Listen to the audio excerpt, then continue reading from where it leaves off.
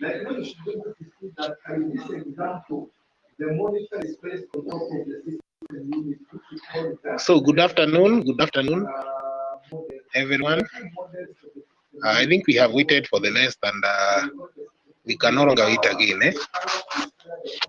So it's high time we start, and you're starting with a new topic, that is topic 4, that is stock control and management. Stock control and management is the topic that we are going to cover today, and I think it's one of the most key topics that we have in stocks management.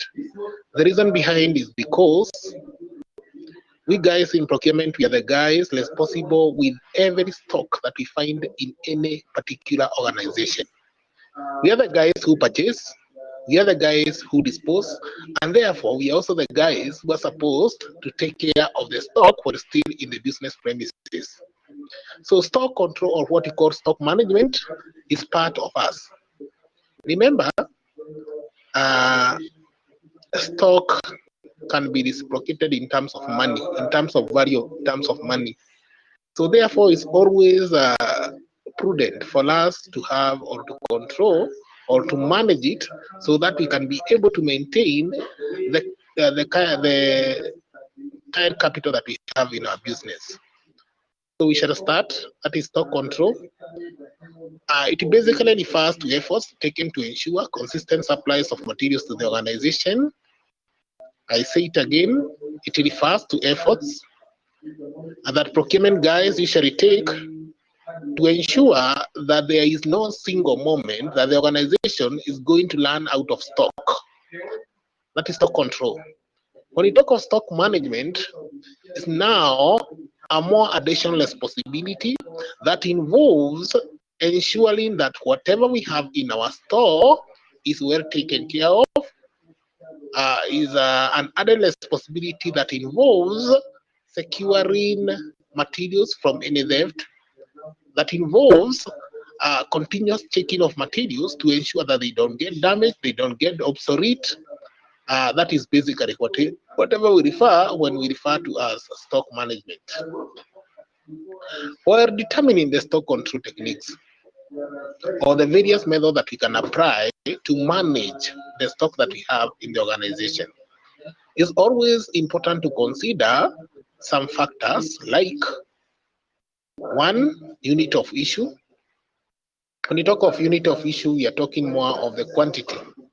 Every time we must be very aware of the amount of stock that maybe we may be willing to issue to the other department at a particular period. Probable requirements, which involves considering how much would be required in the future. You must know at any particular, if you're a procurement guy, if you're a warehouse manager, you must know at any particular single point, you must be prepared and know the amount and be able to predict the amount that you are going to be expecting in the nearest future, so that you can prepare the space, so that you can also prepare the user departments. Availability of supplies is also another factor. Of course, we are all aware that we can find some materials, some of them we can not find. So it's always prudent to know if materials can be easily found, there is no need of keeping a lot of them. If they are scarce, then that is, it calls for keeping more or much inventory in the store. Frequency of delivery. Frequency of delivery, we are talking of the number of times that you receive the materials. So if at all you are receiving the materials quite often, that is so many times, there is no need of keeping them. But if it is regularly, that is taking a lot of time, then there is a need for you to keep a large amount of stock. We also talk about what we call price discounts, or what we call economies of scale, or what we call quantity discounts. These are the advantages or the benefits that you get out of buying particular products in large quantity. So if at all you're going to get a particular discount out of buying some particular products in large quantity, then there is a need you buy them. Because of course, we guys in procurement, we try to align the organization by making sure we do a lot of saving as much as we can. And one way of saving is by having discounts. And then we have cost of ordering. A cost of ordering involves things to do with the transportation cost, things to do with holding cost, things to do with carriage cost. All these particular costs, sometimes when you order quite often, every now and then, when they accumulate and you do some simple calculation, you can find maybe that the particular product or the particular cost is too high. But when you order once, a large quantity of products, then you can do your calculation. Maybe you can save some particular amount. Rate of issue. The rate of issue, we are talking of the number of times that we are able to issue particular products to various departments. If the particular product is not taking a lot of time, I don't know whether you're still together. Can I confirm?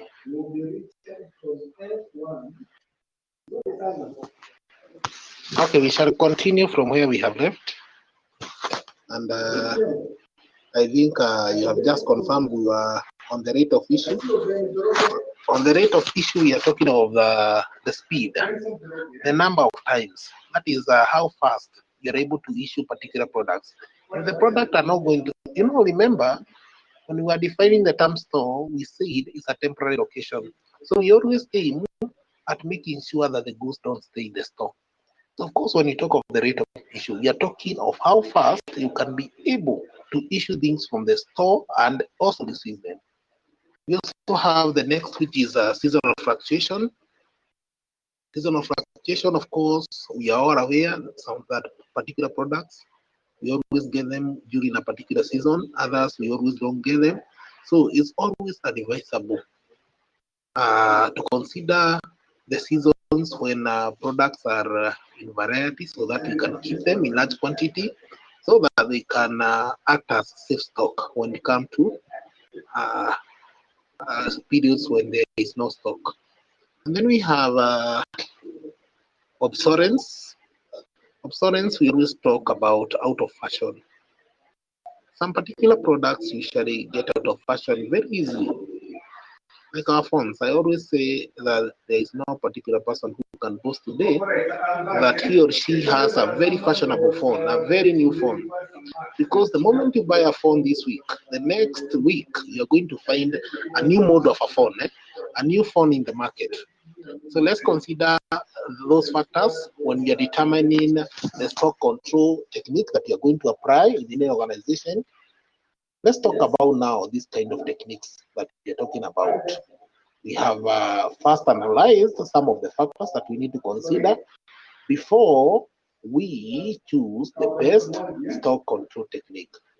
Approaches to control. Those are some of the techniques that we do apply in stock management. The first one is action level method. Action level method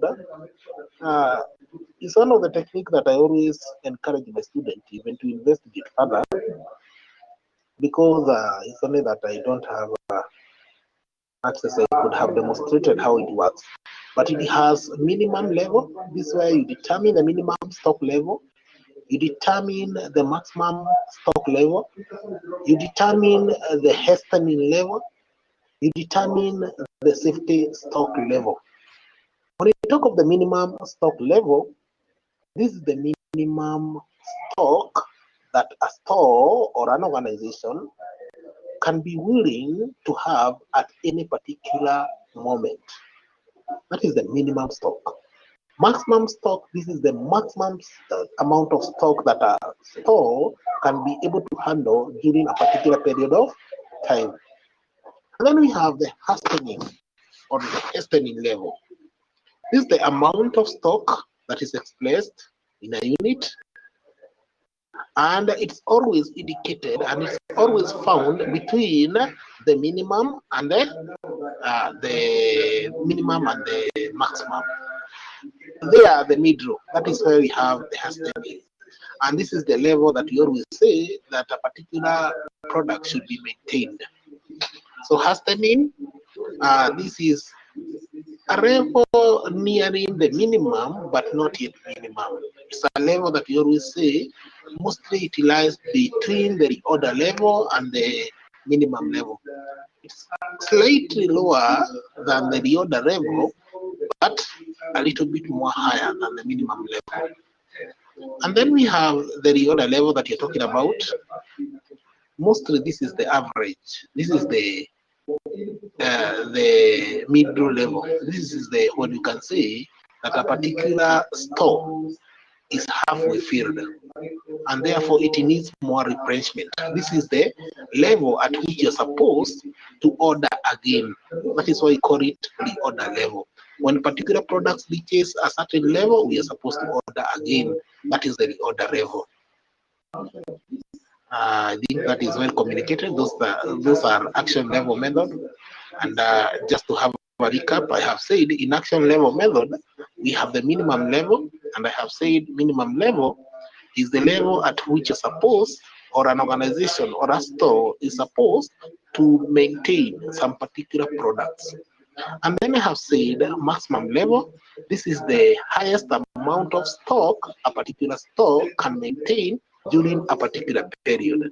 And then I have said we have the reorder level, and I have said the reorder level mostly is halfway or is average level.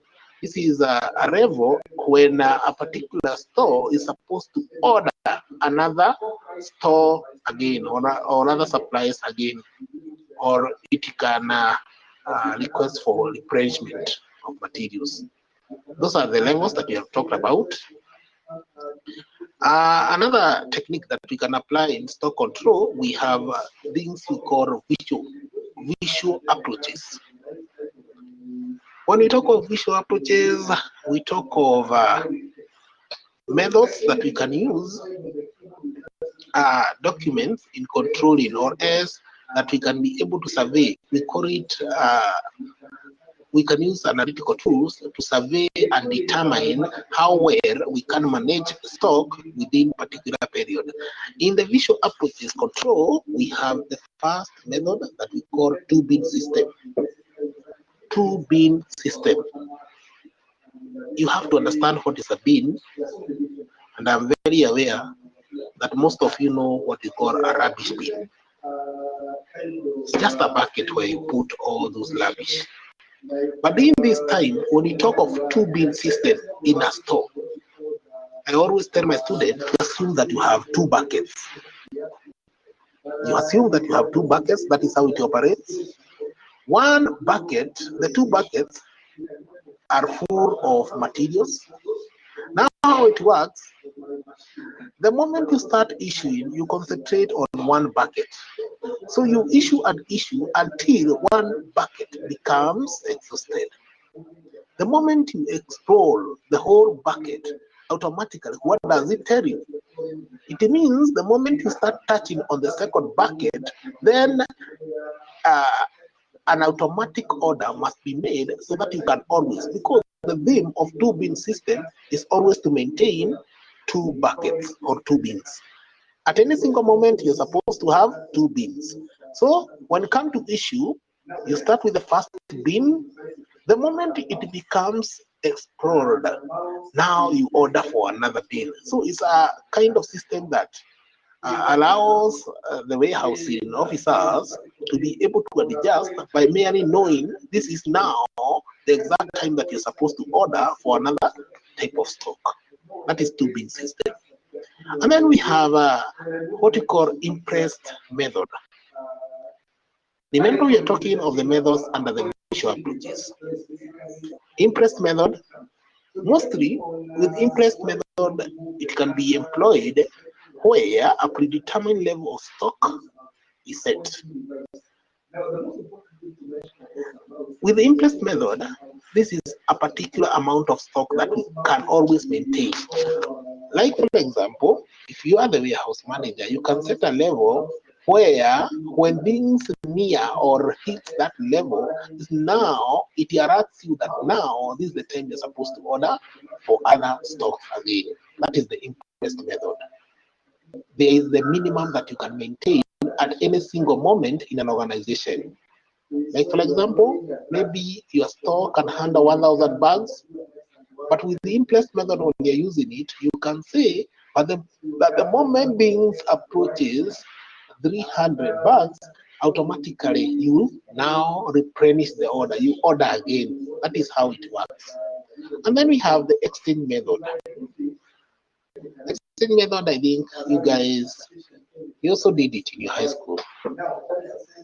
I think, I don't know whether you guys did it, but you had to exhaust your book first in your high school so that they can allow to exchange the book for you, or they can accept to exchange the book for you. This is what you're talking about, eh?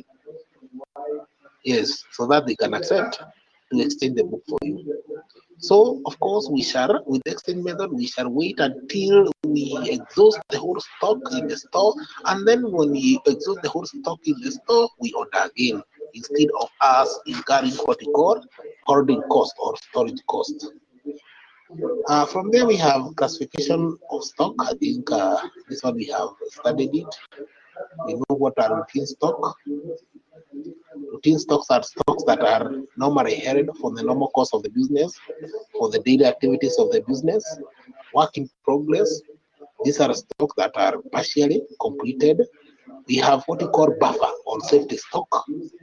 And mostly with buffer or safety stock, this is the minimum amount of stock that organization, sometimes we call it danger stock. When you talk of buffer or safety stock, this is the stock that you start shivering or start worrying when you see it is the minimum of stock that a particular stock can hold at any single moment.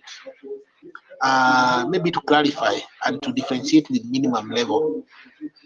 With buffer, we call it, sometimes we call it, when we reach buffer or safety stock, we usually say that we have reached a danger zone. That automatically tells that your store is nearing complete stock out, and therefore it's advisable for you to replenish. Safety, sometimes we can say, is a provision that you always have in a store, that when it reaches such a level, it alerts you that you're now approaching a danger level, and therefore if you continue with the trend, you're likely to run out of stock. We have the insurance stock. Insurance stock are very expensive items, mostly which have a longer lead time, and particular products that we call insurance stock. These are products that are mostly, because of the, maybe it can be something like gold, because of their value or the value attached with them, then they need to be insured. That is where the name insurance stock usually emanates from. They are insured because of their value, or else because of how expensive or how delicate they may be. We call them, they are not perishable. They are not so that delicate, but they are things. They can either be things that can get damaged very quickly, so therefore we need to safeguard ourselves, or they are things that are too expensive that we cannot keep them in the store just anyhow, or they are things that can be very much vulnerable to be stored. So we need to have, we need to insure them. We have seasonal stock. These are stocks that we always get in particular seasons. And then we have redundant stocks. Redundant stocks are stocks that are held over and above normal requirements. Over and above. When you say something is redundant, that automatically say that thing may be not moving, or else is stagnating, or else is constant at a particular period. It's not moving, we are not issuing so much. So we refer to it as redundant stock. From there, we have forecasting demands. Forecasting is another method or another technique we apply. Remember, we have classified all these according to categories. We have talked of the stock control techniques. We have talked of the action levels, and then we have talked of visual approaches.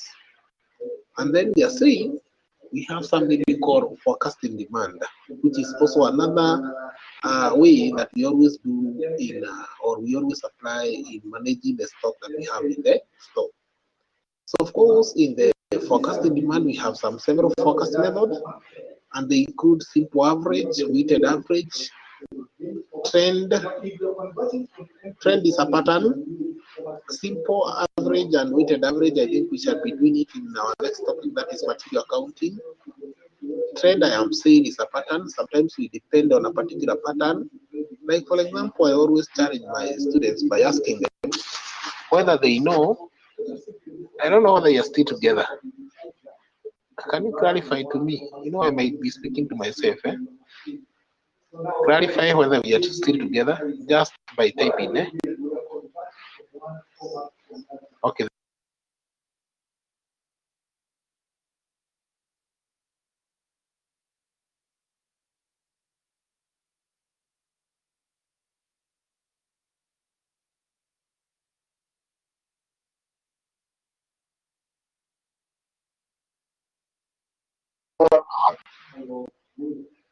So if you require to convert music that is from cassette or a tape to a CD. Okay, we are continuing.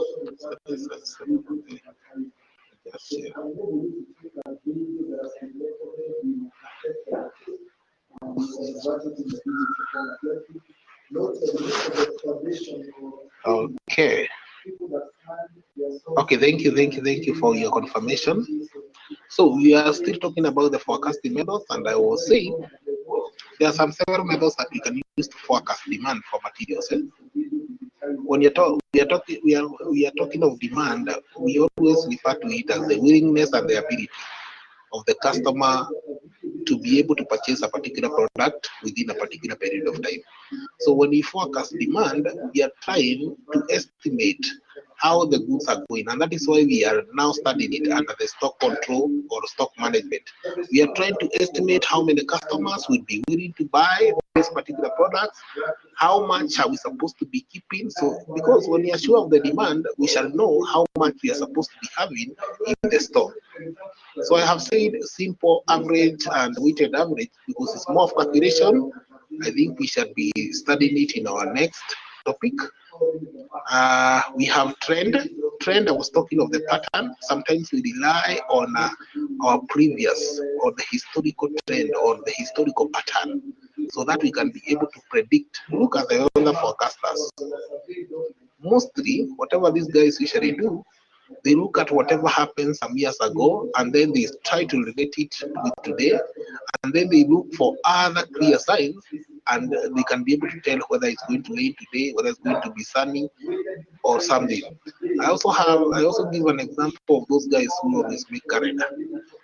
You always find that 7 years back, when you compare it with the calendar of today, you shall find it's always the same. So when guys are making a calendar for today, they will always take a calendar that was like today's 2020. They will always relate with the calendar of 2013, and you shall find most of the content, most of the information in there are the same.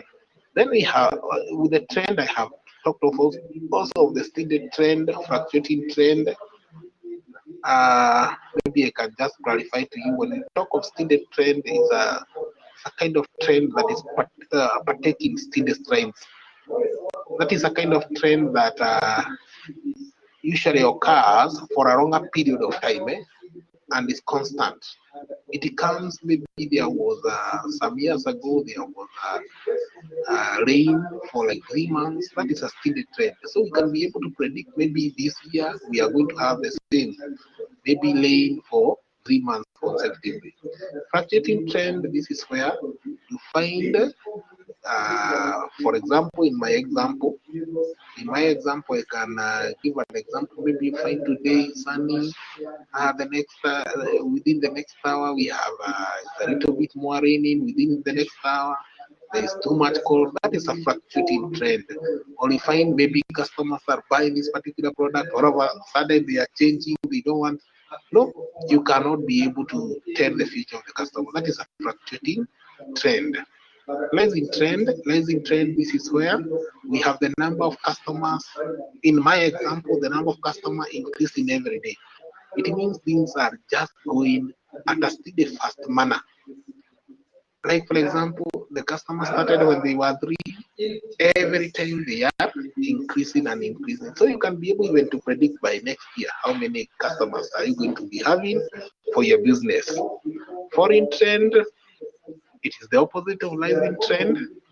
In my example, for the customers, maybe today you are having, or maybe by the beginning of this year, you are having 100 customers, and you have noticed that every month, 5 customers always go away or run away from your business. This will help you. So you can just imagine if you started your business back in January and you had 100 customers, but 5 every month are running away. Automatically, you can be able to tell by the end of the year how many customers you have lost. The other one is use of probability. Use of probability, you guys know that, and of course, this is the number of assumptions that you can predict that are going to happen or not happen, and the rate at which they are going to happen within a particular period of time. That is a little bit more mathematical. From there, we have dependent and independent demand. What is the difference? My students must be able to know. Dependent demand is a kind of demand that depends on the purchase of another product. Like, for example, giving an example of the same, when you talk of dependent demand, the demand of a shoe will automatically lead to demand of a brush, of a shoe brush, and maybe demand of a shoe polish. That is a dependent demand. Shoe polish, shoe brush must wait for a shoe to be bought so that it can survive. That is dependent. Something that is depending on another one. Like, for example, for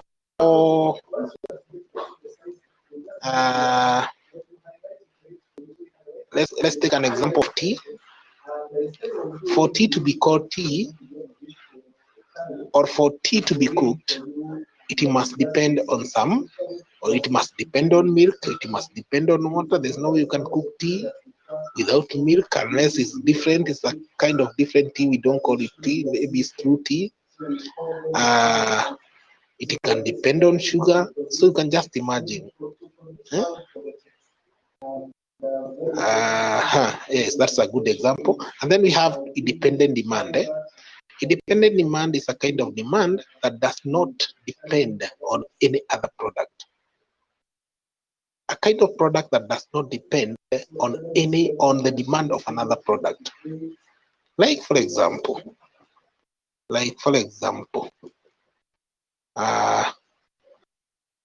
you can say the demand for a book can lead to the demand for a pen. That is dependent demand.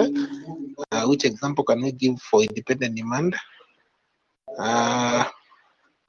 The demand for mask can lead to the demand for automatically. That is still dependent. Demand, the example can we give for dependent?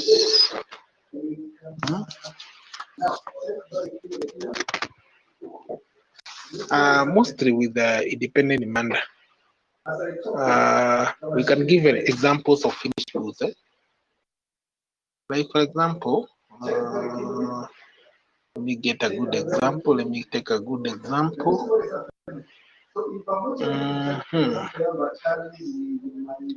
The demand for what? Something that is a final product.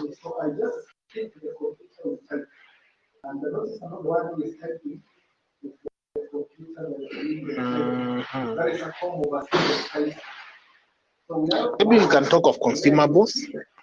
The demand for bread may lead to demand for what? Is there something that we can relate it to?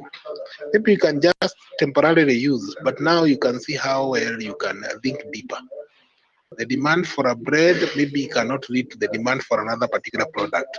So we must be very careful, but you have understood what I mean by dependent demand. It's something that cannot lead is something that we call it is something that is not a substitute of the other one. That if you lack it, you cannot get it from anywhere. Approaches taken in production organization. These are some of the stock control techniques that we have in organization. We have material requirement planning, MRP1, MRP2. We talk of material requirement planning, and at the same time we also talk about manufacturing resource planning. I think is down there.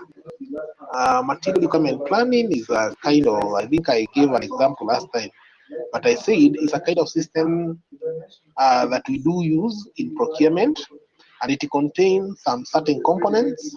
One of the key components is what we call master production schedule.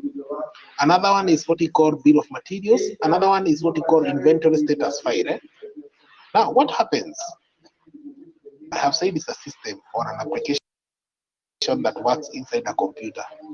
So in this application, we have the key heart of the organization, that is master production schedule. So I always give an example of a company like Toyota Kenya. If Toyota Kenya uses MRP1, that is material requirement planning, whatever it does, it first gets or gathers orders from the customers. Let's say that it has found that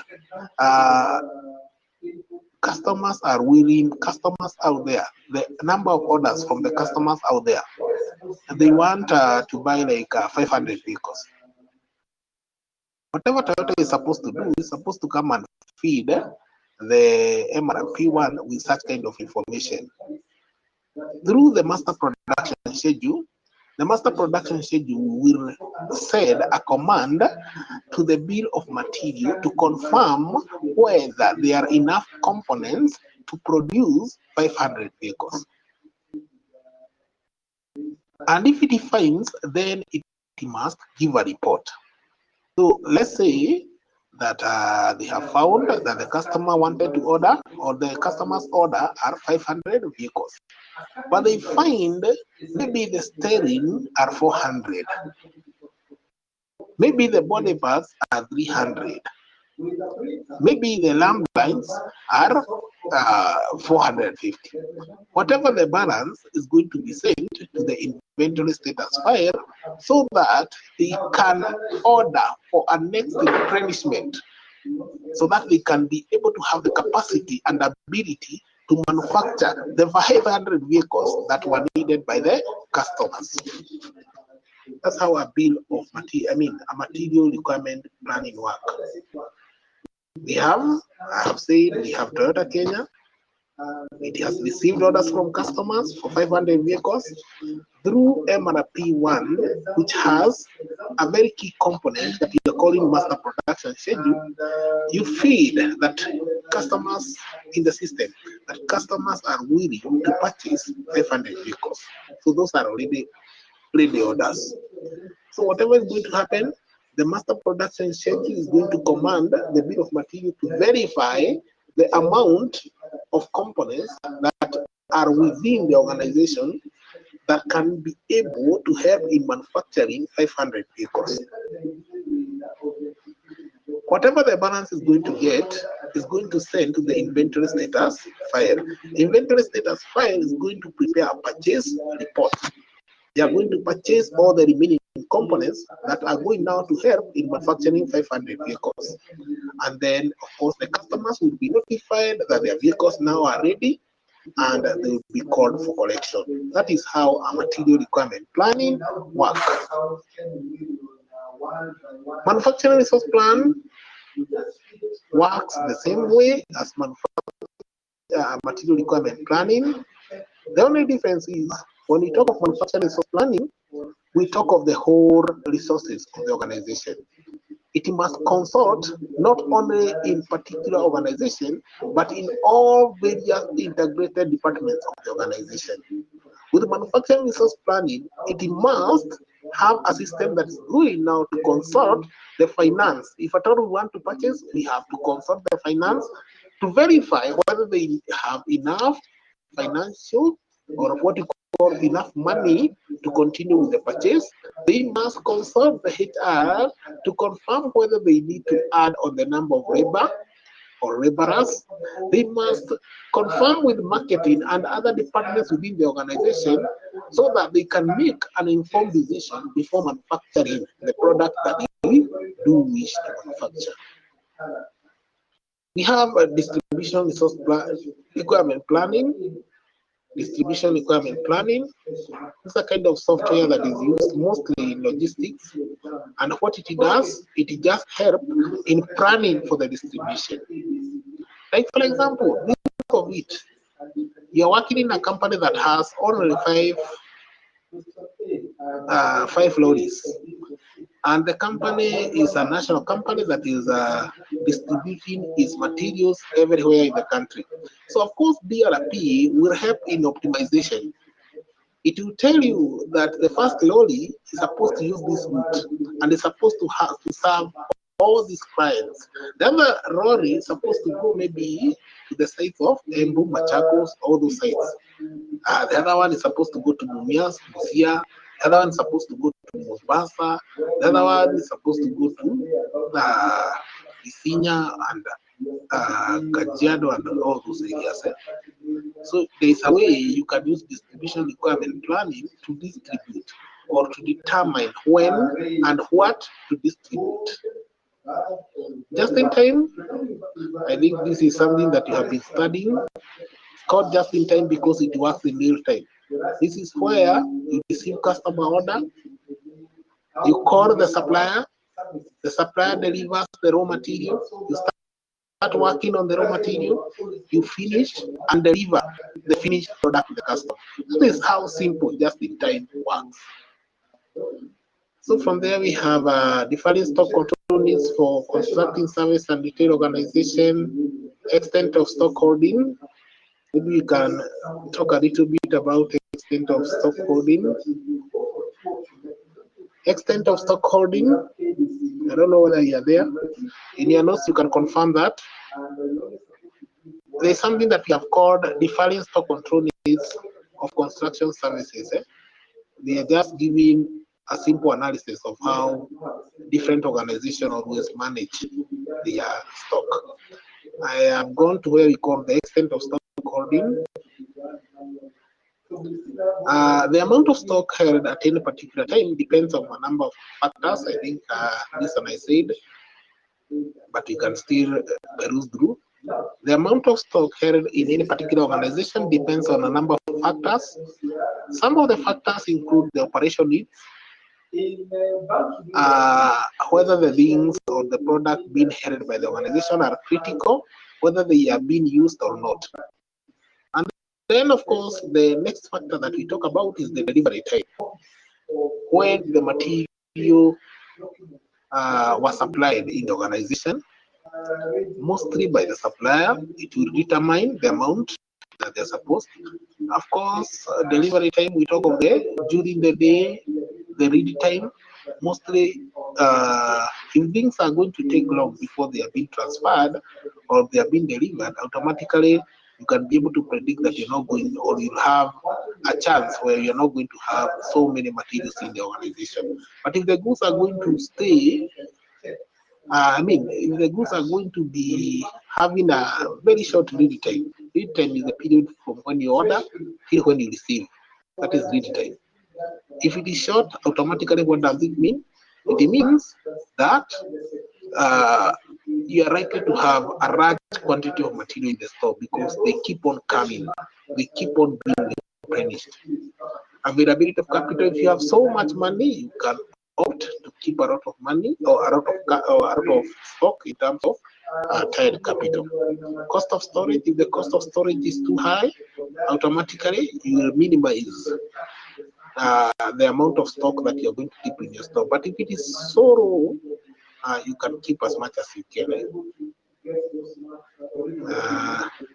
Ordering quantities. There's something called ordering quantities. At any one point, when placing an order, you should also consider the following factors. When you're placing an order, that is ordering quantities. When you're placing an order, it's always good to consider some certain factors. Some of the factors indicated there, we have the reliability of estimated requirements. The reliability of estimated requirements. In here, we are talking about the usage. How many products do you think people may be willing to buy at any single point in your organization? Availability of storage accommodation, of course, this is also going to affect you to determine how much you're going to buy. Availability of storage accommodation, that is the whether you have sufficient space to keep your inventory or not. Cost of storage, if it is high, automatically you should not order so much. But if it is low, then you can order. Cost of ordering, if the cost of ordering is so high, you can determine or you can think of ordering only once, not severally. So this is also going to determine acquisition cost. Acquisition cost, of course, we are talking about the purchase cost. How much did the product usually, or did it charge you the price? Was it low or high? If the price was high, automatically you will not have very many stocks. But if the price was low, there is a chance that you're going to have very many stock in your warehouse or in your store. Consignment stocking. Consignment stocking, this is where you shall determine I don't know, but maybe before I talk of consignment stocking, I need to define what is a consignment. A consignment is a group of particular products that have some common similarities, or we always say that they have some commonalities. They have some similar features. So in before a particular supplier brings the products to your organization, there are some particular questions that we have posed, and you should always be asking yourself it before you receive any good.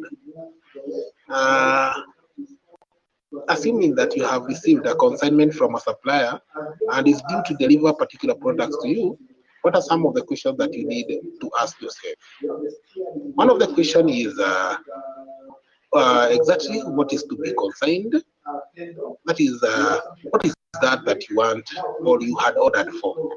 You must be very sure of whatever you ordered for, so that you cannot be supplied with something that you're not comfortable with.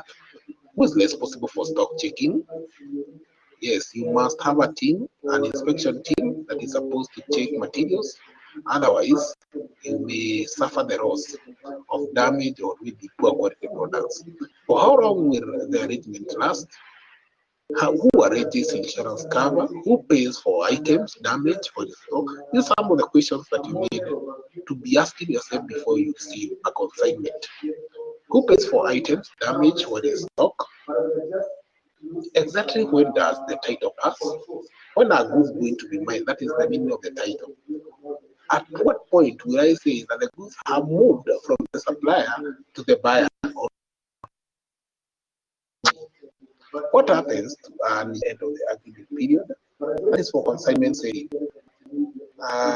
Maybe just to clarify, when you talk of consignment stocking, another way you can be able to understand it's a kind of stocking where a particular supplier delivers the product to you in debt. For clarification, he delivers the product to you in debt, and he awaits until you exhaust the stock. That is when you are going to pay for the stock. So whatever we are now warning, before you receive such kind of consignment, such kind of stock, then you have several questions that you need to be asking yourself, and those are the questions that I'm now mentioning. You have been given the products, and you have not paid for them. Who's going to take, in case they get damage on your side, who's going to incur the cost of damage? In case they are stolen from your side, who's going to incur the cost of theft? In the event of a dispute, who's going to help you in solving a dispute? Who's going to pay for the maintenance cost? So all these are in your notes. The last bit that you're talking about is something we call inventory planning. Inventory planning. from their notes. And of course, it's always prudent, as much as we have talked about stock management, stock control. It's always prudent to have a plan. There's no way you can maintain, there's no way you can manage, there's no way you can control if you lack what you call a complete plan. So what are the objectives of inventory planning? Why should we plan for materials in the stock? One of the objectives of planning is to maximize customer satisfaction. We plan so that we can even supersede even what our customer needs us to do. Another objective of inventory planning is forecasting needs, so that we can be able to predict whatever the customers will or may wish to have in future. The other one is controlling cost. We plan so that we can be able to safeguard ourselves from any risk or any uncertainty, or we can be able to minimize any cost that may be coming. And then we have successful storage. Another reason why we should be planning is because we want to ensure that we have a successful storage. Advantages of inventory planning, I think I have indicated there. They are number. It enables an organization to know stock levels, enables an organization to conduct what we call stock rotation. Stock rotation, this is where you keep materials move from one department, from one place to another. An organization can optimize and reduce stock of items. Maybe some items you realize they are not moving so fast. When you are doing your planning, you can be able to verify all this. Disadvantages of inventory planning: it does not stop staff from stealing. Let me verify whether you're still together.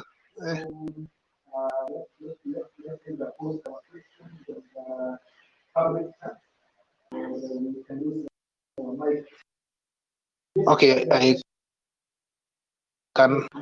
Okay, thank you. We are on the advantages of inventory planning. You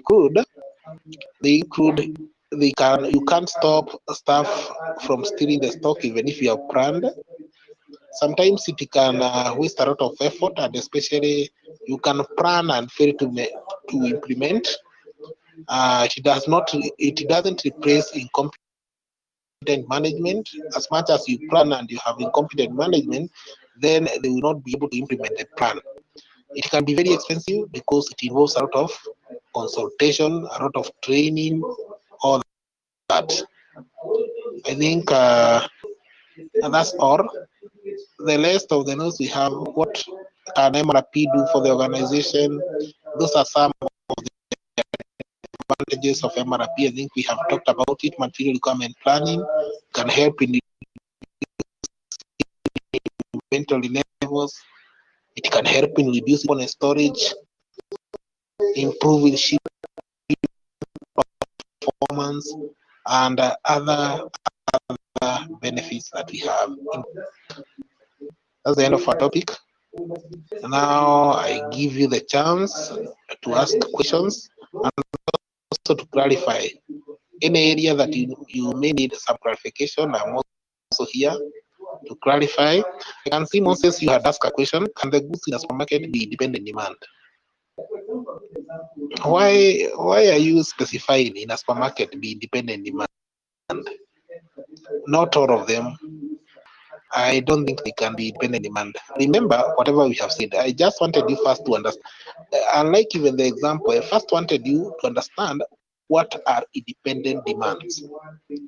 I said independent demand are goods which by no means they don't depend on any other product for their existence. They are purely independent. That is why you call it. We can talk of what? Most of them are capital. We can talk of capital equipments like a machine, but machines sometimes may need some spare parts. Computer, no. But anything that does not depend on any other for its survival, anything that does not depend on any other for its survival It can be a fruit. Maybe it does not depend on anything, or nothing depends on it. That is an independent demand. I don't know whether there is any other question. You can ask questions on the public chat if there is any. Otherwise, I'm through with whatever you are supposed to cover for today. I think that is enough. If there's no question, then I beg to stop from there. Thank you for your time. Let's continue to engage. I think we shall be meeting tomorrow for procurement planning. Okay, thank you.